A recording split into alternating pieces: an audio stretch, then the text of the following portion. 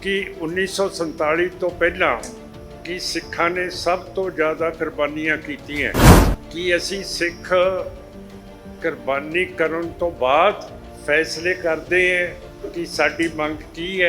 कुर्बानियां करन दे नाल अंग्रेज़ इत्थों चलिया गया 1947 दे विच ते राज किहनूं मिलिया साडे हिंदू भरा नूं ते मुसलमान भरा नूं। पाकिस्तान दे विच अज सिख मुसलमान दे गुलाम है ते इंडिया दे विच असी हिंदू दे गुलाम है कि जिहड़े 30-30 सालां तो सिख तुसीं बंदी बना के रखे है उन्हां नूं पेरोल नहीं दिंदे हैगे।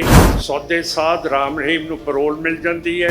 जिन्हें जबर जनाह कीता है, जिन्हें गुरु ग्रंथ साहब की बेअदबी की है, पर सानू 1947 तो बाद मंगते बनाता है। जो साडे कोले गुरु ग्रंथ साहब की हाज़री ते संगत की हाज़री दे विच कैप्टन अमरिंदर सिंह ने नुमाइंदियां ने कीते वो उन्होंने पूरे नहीं कीते हैगे कि साडे बंदी सिर्फ इंडिया दे विच है, आस्ट्रेलिया दे विच भी अज सिख बंदी हैगे है।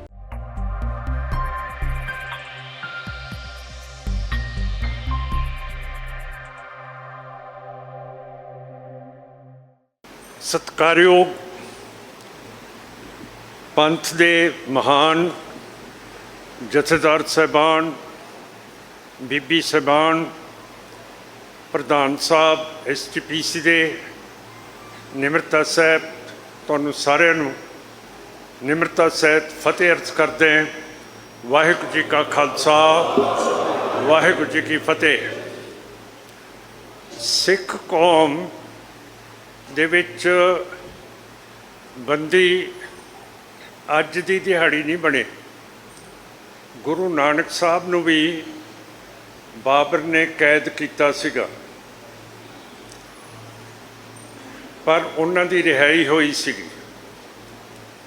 असी जिक्र किया नौवें पातशाह दा, जिन्हां ने हिंदू धर्म दे उत्ते वड्डा परोपकार किया, जिहड़ा खुद जनेऊ नहीं सी पहनदे, पर जो औरंगजेब बादशाह हिंदुआं दा जनेऊ ला के जिन्ना चिर सवा मन जनेऊ नहीं सी तोलदा उन्ना चिर वो अपना प्रशादा नहीं सी छक सकदा।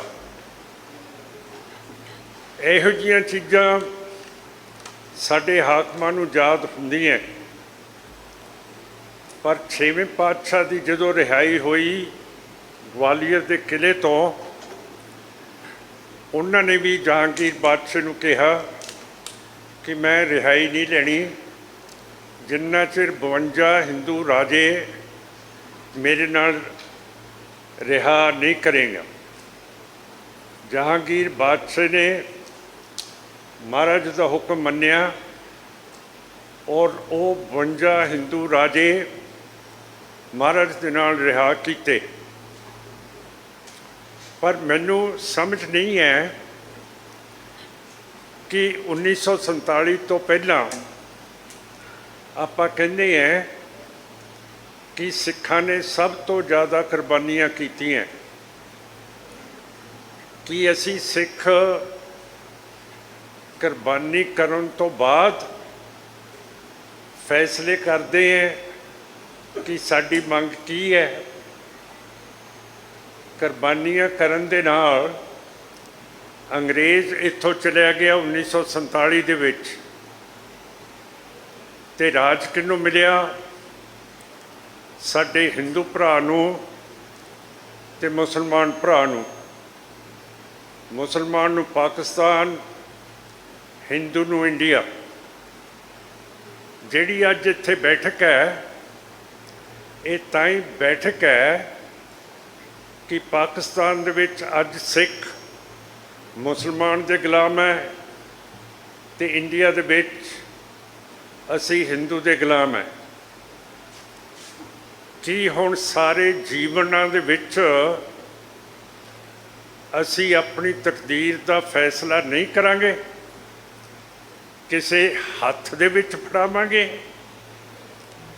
हुण भुल्लर साहब नूं फांसी दी सज़ा मिली सी, 3 जज्जां दा बेंच बैठिया, ਜਿਹੜਾ ਚੀਫ ਜਸਟਿਸ ਜਿਹੜਾ ਚੀਫ ਜੱਜ ਸੀ ਉਹ ਮੁਸਲਮਾਨ ਸੀ। ਜਿਹੜੇ ਦੋ ਜੱਜ ਸੀਗੇ ਹੋਰ ਉਹ ਹਿੰਦੂ ਧਰਮ ਦੇ ਸੀਗੇ। ਜਿਹੜਾ ਮੁਸਲਮਾਨ ਧਰਮ ਦਾ ਜੱਜ ਸੀ ਸ਼ਾਹ, ਉਸ ਨੇ ਭੁੱਲਰ ਸਾਹਿਬ ਨੂੰ ਰਿਹਾ ਕਰਤਾ, ਬਿਲਕੁਲ ਰਿਹਾ ਕਰਤਾ। ਪਰ ਜਿਹੜੇ ਦੋ ਦੂਜੇ ਜੱਜ ਸੀ ਉਹਨਾਂ ਨੇ ਫਾਂਸੀ ਦੀ ਸਜ਼ਾ ਦਿੱਤੀ। ਚਲੋ ਜੇ ਦੋ ਜੱਜਾਂ ਨੇ ਫਾਂਸੀ ਦੀ ਸਜ਼ਾ ਦਿੱਤੀ ਹੈ, ਇਹ ਫੈਸਲਾ ਸਰਬਸੰਮਤੀ ਦੇ ਨਾਲ ਤਾਂ ਨਹੀਂ ਨਾ ਹੋਇਆ, ਫਿਰ ਕੈਦ ਕਰ ਦਿੰਦੇ। ਪਰ ਫਿਰ ਉਹਨਾਂ ਦੇ ਲਈ ਵੀ ਰੱਸੀ ਤਿਆਰ ਹੋ ਗਈ। ਉਸ ਵਕਤ ਅਸੀਂ ਮੈਂਬਰ ਪਾਰਲੀਮੈਂਟ ਸੀਗੇ, ਬਾਦਲ ਸਾਹਿਬ, ਢੀਂਡਸਾ ਸਾਹਿਬ, ਸ਼ਾਇਦ ਭੁੰਦਰ ਸਾਹਿਬ ਵੀ ਨਾਲ ਸੀਗੇ, ਜ਼ੋਰਾ ਸਿੰਘ ਮਾਨ ਸਾਹਿਬ, ਤੁੜ ਸਾਹਿਬ, ਅਸੀਂ ਸਾਰੇ ਅਡਵਾਨੀ ਨੂੰ ਮਿਲੇ ਜਿਹੜਾ ਹੋਮ ਮਿਨਿਸਟਰ ਸੀਗਾ, ਅਤੇ ਉਹਨੂੰ ਕਿਹਾ ਕਿ ਭੁੱਲਰ ਸਾਹਿਬ ਨੂੰ ਫਾਂਸੀ ਨਹੀਂ ਦੇਣੀ ਚਾਹੀਦੀ। ਉਹ ਬੋਲਿਆ ਤਾਂ ਕੁਛ ਹੈ ਨਹੀਂ, ਪਰ ਉਹ ਇਸ਼ਾਰਾ ਸੀ ਉਹਦਾ ਕਿ ਮੈਂ ਤੁਹਾਡੇ ਨਾਲ ਸਹਿਮਤ ਹਾਂ। ਸੋ ਸਾਧ ਸੰਗਤ ਜੀ, ਕਿਸੇ ਦੇ ਹੱਥ ਗੁਲਾਮ ਫੜਾ ਦੇਣੀ ਮੈਂ ਤਾਂ ਨਹੀਂ ਸਮਝਦਾ ਕਿ ਸਿੱਖ ਧਰਮ ਅਤੇ ਸਿੱਖ ਸਿਆਸਤ ਦੇ ਵਿੱਚ ਸਿਆਣਪ ਹੈਗੀ ਹੈ। ਕਿ ਸਾਡੀ ਸਿੱਖ ਕੌਮ ਇੰਨਾ ਰਾਜ ਭਾਗ ਭੁਗਤ ਕੇ ਅੱਜ ਜਿਵੇਂ ਕੋਇਲ ਪੰਛੀ ਕਾਵਾਂ ਦੇ ਆਲਣੇ ਦੇ ਵਿੱਚ ਆਪਣੇ ਆਂਡੇ ਦੇ ਦਿੰਦਾ ਅਤੇ ਕਾਂ ਬੱਚੇ ਕੱਢਦੇ ਹੈ, ਕਿ ਅਸੀਂ ਕੋਇਲ ਪੰਛੀ ਬਣ ਗਏ ਹੈ? ਕਿ ਤਾਕਤ ਸਾਡੇ ਵਿੱਚ ਆਉਂਦੀ ਹੈ ਅਤੇ ਅਸੀਂ ਅਗਲਿਆਂ ਨੂੰ ਦੇ ਦਿੰਦੇ ਹਾਂ। ਜੇ ਸਾਰੀਆਂ ਕੁਰਬਾਨੀਆਂ ਕੀਤੀਆਂ ਆਜ਼ਾਦੀ ਦੇ ਲਈ, ਅੱਜ ਮਾਫ਼ ਕਰਨਾ, ਹੈਗੇ ਤਾਂ ਆਪਾਂ ਸਿੰਘ ਹੈ, ਪਰ ਇੱਥੇ ਹੱਥ ਟੱਡਣ ਦੇ ਲਈ ਵੀ ਬੈਠੇ ਹੈ ਕਿ ਹੁਕੂਮਤ ਦੀ ਅਸੀਂ ਬੇਨਤੀ ਕਰੀਏ, ਮੰਗ ਕਰੀਏ ਕਿ ਜਿਹੜੇ 30-30 ਸਾਲਾਂ ਤੋਂ ਸਿੱਖ ਤੁਸੀਂ ਬੰਦੀ ਬਣਾ ਕੇ ਰੱਖੇ ਹੈ, ਉਹ ਤੁਸੀਂ ਛੱਡਦੇ ਨਹੀਂ, ਉਹਨਾਂ ਨੂੰ ਪੇਰੋਲ ਨਹੀਂ ਦਿੰਦੇ ਹੈਗੇ। ਸੌਦੇ ਸਾਧ ਰਾਮ ਰਹੀਮ ਨੂੰ ਪੈਰੋਲ ਮਿਲ ਜਾਂਦੀ ਹੈ। ਜਿਹਨੇ ਜਬਰ ਜਨਾਹ ਕੀਤਾ, ਜਿਹਨੇ ਕਤਲ ਕੀਤੇ ਹੈ, ਜਿਹਨੇ ਗੁਰੂ ਗ੍ਰੰਥ ਸਾਹਿਬ ਦੀ ਬੇਅਦਬੀ ਕੀਤੀ ਹੈ, ਫਿਰ ਆਪਣਾ ਸਟੇਟਸ ਅੱਜ ਇੰਡੀਆ ਦੇ ਵਿੱਚ ਕਾਹਦਾ? ਕਿ ਇਸੇ ਤਰ੍ਹਾਂ ਹੀ ਹੁਣ ਆਪਾਂ ਨੇ ਮੰਗੀ ਜਾਣਾ, ਮੰਗੀ ਜਾਣਾ। ਜੇ ਕਿਤੇ ਕਾਲ ਪੈ ਜੇ, ਉੱਥੇ ਸਿੱਖ ਦਿੰਦੇ ਹੈ, ਸੇਵਾ ਕਰਦੇ ਹੈ। ਕੋਈ ਤਕਲੀਫ ਆ ਜੇ, ਉੱਥੇ ਸੇਵਾ ਕਰਦੇ ਹੈ। ਪਰ ਸਾਨੂੰ 1947 ਤੋਂ ਬਾਅਦ ਮੰਗਤੇ ਬਣਾਤਾ, ਔਰ ਸਾਡੀ ਪਾਰਟੀ ਨੇ ਯਤਨ ਕੀਤੇ ਸੀਗੇ ਬਰਗਾੜੀ ਦੇ ਵਿੱਚ 2018 ਦੇ ਵਿੱਚ ਮੋਰਚਾ ਲਾਇਆ ਸੀ। ਕੈਪਟਨ ਅਮਰਿੰਦਰ ਸਿੰਘ ਦੀ ਸਰਕਾਰ ਨੇ ਆਪਣੇ ਦੋ ਨੁਮਾਇੰਦੇ ਰੰਧਾਵਾ ਸਾਹਿਬ ਅਤੇ ਬਾਜਵਾ ਸਾਹਿਬ ਭੇਜੇ ਸੀਗੇ, ਔਰ ਸਾਡੇ ਨਾਲ ਵਾਅਦਾ ਕੀਤਾ ਸੀਗਾ ਕਿ ਉਹ ਬੰਦੀਆਂ ਨੂੰ ਛੱਡਣਗੇ ਅਤੇ ਜਿਹੜੇ ਬਰਗਾੜੀ ਦਰਬਾਰ ਸਾਹਿਬ ਦੀ ਬੇਇੱਜ਼ਤੀ ਕਰਨ ਵਾਲੇ ਸੀਗੇ ਉਹਨਾਂ ਨੂੰ ਪਕੜਿਆ ਜਾਊਗਾ। ਥੋੜ੍ਹਾ ਜਿਹਾ ਸਾਨੂੰ ਆਰਾਮ ਮਿਲਿਆ ਉਸ ਮੋਰਚੇ ਦੇ ਵਿੱਚ। ਕਈ ਪੁਰਾਣੇ ਸਿੱਖ ਜੇਲ੍ਹਾਂ ਦੇ ਵਿੱਚੋਂ ਛੁੱਟੇ, ਕਈਆਂ ਨੂੰ ਪੈਰੋਲ ਮਿਲੇਗੀ, ਪਰ ਪੂਰਾ ਵਾਅਦਾ ਸਰਕਾਰ ਨੇ ਨਹੀਂ ਕੀਤਾ ਹੈ। ਕਿਹਾ ਸੀ ਕਿ ਅਸੀਂ ਗ੍ਰਿਫਤਾਰ ਕਰਾਂਗੇ ਸੈਣੀ ਸਾਰਿਆਂ ਨੂੰ, ਪਰ ਜੋ ਸਾਡੇ ਕੋਲੇ ਗੁਰੂ ਗ੍ਰੰਥ ਸਾਹਿਬ ਦੀ ਹਾਜ਼ਰੀ ਅਤੇ ਸੰਗਤ ਦੀ ਹਾਜ਼ਰੀ ਦੇ ਵਿੱਚ कैप्टन अमरिंदर सिंह ने नुमाइंदियां ने कीते वो उन्होंने पूरे नहीं कीते हैगे। इस तो बाद फिर असी सोचा कि एक होर मोर्चा ला दीए, तो वो फिर असी अज एक होर मोर्चे दे विच बैठे हैं बरगाड़ी विखे, जिन्हों अज 314 दिन हो गए है। रोज़ गुरु दे सिख बीबियां गिरफ्तारी देण आउंदे है, ते 1 तरीक नूं जून नूं असी एक वड्डा दिन मना रहे हैं कि इन्ने दिन हो गए है साडे मोर्चे नूं, पर अजे तक बंदी सिख छुट्टे नहीं है। तो मैं तुहानूं सारिआं नूं सद्दा पत्र भेजदा है कि बरगाड़ी गुरुद्वारा साहब दे विच 1 जून नूं जरूर दर्शन दिओ, जिहदे नाल सरकार नूं कोई फर्क पवे। थोड़े दिन होए है मैं अज आपां इंडिया के बंदियां की गल करते हैं।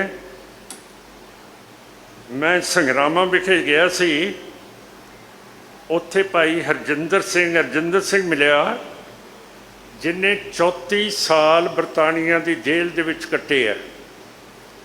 ऐ नहीं कि साडे बंदी सिर्फ इंडिया दे विच है, ऑस्ट्रेलिया दे विच भी अज सिख बंदी हैगे है। सारे पासे सिख बंदी फसे पे है, पर क्यों करके जदों साडे कोले हुकूमत हुंदी है उदों आपां गल नहीं करते। संविधान की धारा 161 है, जिहदे तहत गवर्नर की पावर है कि वह बंदियां नूं छड्ड भी सकदा है, सज़ा भी घट कर सकदा है। असी बजनौर गवर्नर नूं मिले सीगे, ते उसने भी साडी बड़ी इमदाद की। जिन्ना कुछ होया उसने बंदी छुड़ाने शुरू किए, पर गल ये है कि जिहड़ा साडा निशाना है वो हुण टारगेट दे उत्ते नहीं वजदा, क्यों करके हुकूमत नहीं है। 1947 तो बाद आपां गुलाम है। तो प्रधान साहब नूं मैं बेनती करदा कि एक वफद फिर बनाउण, जिहड़ा मौजूदा गवर्नर है उहदे कोले भी एक याद पत्र दईए कि साडे जिहड़े भी बंदी हैगे है उन्हां नूं पूरी तरह रिहा किया जाए। जे फकर है मोदी साहब नूं लाल किले दे उत्ते चढ़ के 9वें पातशाह का जन्मदिन मनाउण दा, तो मेरा मतलब है कि उन्होंने उही याद है कि तुहाडा जनेऊ बचाता। तो जिहड़े सिखां ने 1984 दे विच बरतानिया की फौज का, सोवियत रूस का, इंडिया की फौज का इत्थे संत जरनैल सिंह भिंडरांवालियां दे मतहत होके मुकाबला किया। 72 दिन ये तकड़ियां दुनिया दियां फौजां अंदर नहीं बढ़न दित्तियां उस योधे ने। सो साध संगत जी, उसनूं भी कदे कदे आपां याद रखीए, ਉਹਦੀ भी फोटो इस हॉल दे विच होवे। ये साडी पार्लियामेंट है, इत्थे जथेबंदी आके फैसले करती है, गुरमते करती है। और 1946 दे विच इसे दरबार दे विच सर्वसम्मति दे नाल STPC ने मता पास किया सी कि सानू खालिस्तान चाहिए। ਉਹਦੇ ਵਿੱਚ मास्टर तारा सिंह भी सी, ज्ञानी करतार सिंह भी सी, नागो के साहब, सारे वड्डे वड्डे जथेदार सीगे। ये मैं ਗਪੌੜਾ ਨਹੀਂ ਮਾਰ ਰਿਹਾ।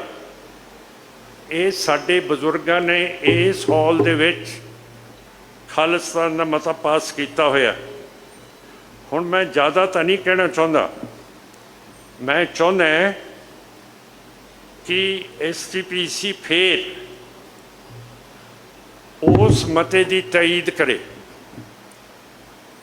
ਸਾਡੇ ਹੱਥ ਦੇ ਵਿੱਚ ਕੁਛ ਹੋਣਾ ਚਾਹੀਦਾ। ਜੇ ਅਸੀਂ ਅਗਲੀ ਹਕੂਮਤ ਦੇ ਕੋਲੋਂ ਕੋਈ ਚੀਜ਼ ਮੰਗਣੀ ਹੈ, ਜਿਹੜਾ ਸਿੱਖ ਜੰਗਨਾਮਾ ਹੈ, ਅਸੀਂ ਸਿੱਧਾ ਦੁਸ਼ਮਣ ਦੇ ਉੱਤੇ ਹਮਲਾ ਨਹੀਂ ਕਰਦੇ। ਅਸੀਂ ਆਪਣਾ ਵਕਤ ਦੇਖ ਕੇ ਜਿੱਧਰ ਸਾਨੂੰ ਦਿਖੇ ਕਿ ਦੁਸ਼ਮਣ ਕਮਜ਼ੋਰ ਹੈ, ਉੱਥੇ ਹਮਲਾ ਕਰ ਦਿੰਦੇ ਹਾਂ। ਹੁਣ ਮੈਂ ਫਤਿਹ ਤੋਂ ਪਹਿਲਾਂ ਇੱਕ ਨਾਅਰਾ ਮਾਰੂੰਗਾ ਕਿ ਜਿਹੜਾ 1946 ਦਾ ਖਾਲਿਸਤਾਨ ਦਾ ਮਤਾ ਹੈਗਾ SGPC ਦਾ, ਉਸ ਨੂੰ ਫਿਰ ਆਪਾਂ ਹਰਾ ਕਰੀਏ ਔਰ ਆਪਣਾ ਪ੍ਰੋਗਰਾਮ ਬਣਾਈਏ। ਹੁਣ ਕਿਉਂ ਕਰਕੇ ਸਿੱਖ ਕੌਮ ਸਿੱਧਾ ਹਮਲਾ ਨਹੀਂ ਕਰਦੀ। ਮੈਂ ਜਕਾਰਾ ਬੁਲਾਊਂਗਾ, ਤੁਸੀਂ ਹੱਥ ਨਹੀਂ ਖੜੇ ਕਰਨੇ ਹਾਂ ਦੇ ਜਵਾਬ ਦੇ ਵਿੱਚ। ਮੈਂ ਇਸ ਤਰ੍ਹਾਂ ਸਾਰੇ ਦੇਖੀ ਜਾਊਂਗਾ, ਤੁਸੀਂ ਸੱਜੀ ਅੱਖ ਦੇ ਨਾਲ ਮੈਨੂੰ ਅੱਖ ਮਾਰ ਦਿਓ।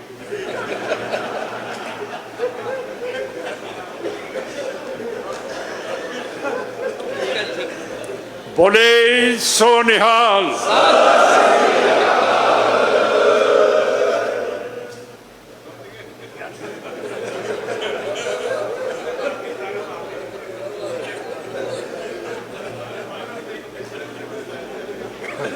ਚਲੋ ਪ੍ਰਧਾਨ ਸਾਹਿਬ, ਮਤਾ ਪਾਸ ਹੋ ਗਿਆ ਖਾਲਿਸਤਾਨ ਦਾ।